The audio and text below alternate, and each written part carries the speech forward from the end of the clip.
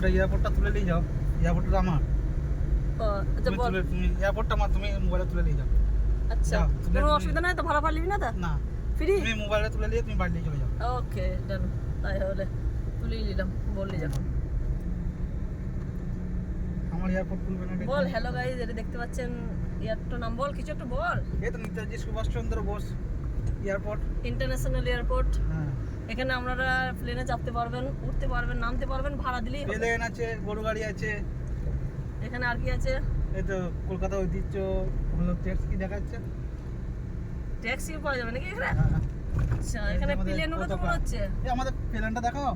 কিধারে কিধারে? ওই প্লেনটা কোথায় হারিয়ে গেল? উড়ে গেছে মনে হয়, বুঝলি? এই তো ওই তো সামনে জাতীয় আচ্ছা পতাকা গায়ে। আরে রে রে, ওটা তুলতে হবে, প্লেনটা উড়ে যায় না। দেখো দেখো, দেখো হ্যাঁ এটা হচ্ছে কলকাতা এয়ারপোর্ট প্লেন।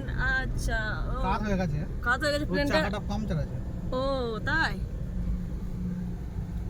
এখন আমরা যাচ্ছি আন্ডারগ্রাউন্ডে গাড়ি পার্কিং এর জন্য। কত রকম গাড়ি দেখতে পাবো। গাড়ি দেখাবো, কেউ গাড়ি দেখেনি তো, আমরা আমাদের মতন গাড়ি কেউ দেখেছে? আমরা ব্লগটা তো গাড়ি বানানোর জন্য বানাইছি, তো কাকাকে একবার দেখে নে। মেশিনটা টিপলে দেখো না। হ্যাঁ, কিধারে মেশিন? হ্যাঁ দিবা হয়ে গেছে। আমি যখন টিপলাম তখন দেখা যায় না। Oh sorry sorry, next time better লাগে। তো দুঃখ করিস না, তোকে আমি ভাইরাল করে দেবো, টেনশন না কো, বিলকুল টেনশন করি না, তোকে আমি ভাইরাল করবোই। তার কাল থেকে তো দেখবি খেলে অটোগ্রাফের জন্য কত লোক তো বাড়ির সামনে দাঁড়িয়ে থাকবে। তাহলে তো কোনো ব্যাপারই নেই। এত রাত হয়ে গেল কি হবে? ওরে এসব বোরখা পরে এসছে মনে হয়, রাত হয়ে গেল নাকি আবার? না না, তাহলে কালো কালো করা লাগছে না, অন্ধকার করা। অন্ধকার লাগছে? তাহলে তো তো গাড়ি দেখছো, এই গাড়িগুলো সব আমার পার্কিং এ রাখা আছে। তোমার যেটা খুশি তুমি নিয়ে যাবে। আমি হ্যাঁ। আমি ড্রাইভিং তুমি মোবাইলে তুলে নিয়ে যাও। মোবাইলে তুলে যাবো আমি সব কি কাজ। হবে, এয়ারপোর্ট ফাঁকা নাই কেন আমাদের জন্য? আমরা স্পেশাল গেছি না, তার আগে সব অটোগ্রাফের জন্য দাঁড়িয়ে আছে পাবলিক মনে ওরা হচ্ছে। জানে না যে স্যার আসবে। ও ওরা কি একটু জানে না যে স্যার আসবে?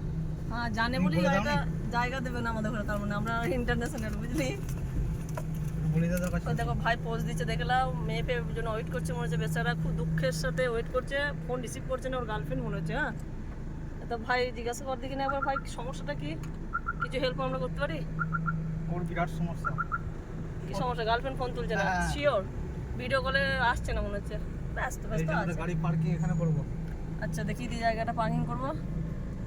আমাদের এয়ারপোর্ট আমাদের পার্কিং এর জায়গা খুঁজতে হচ্ছে।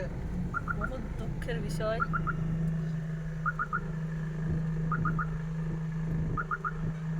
ফোন তুলেছে মনে হচ্ছে গার্লফ্রেন্ড, আসছে মুচকে মুচকে।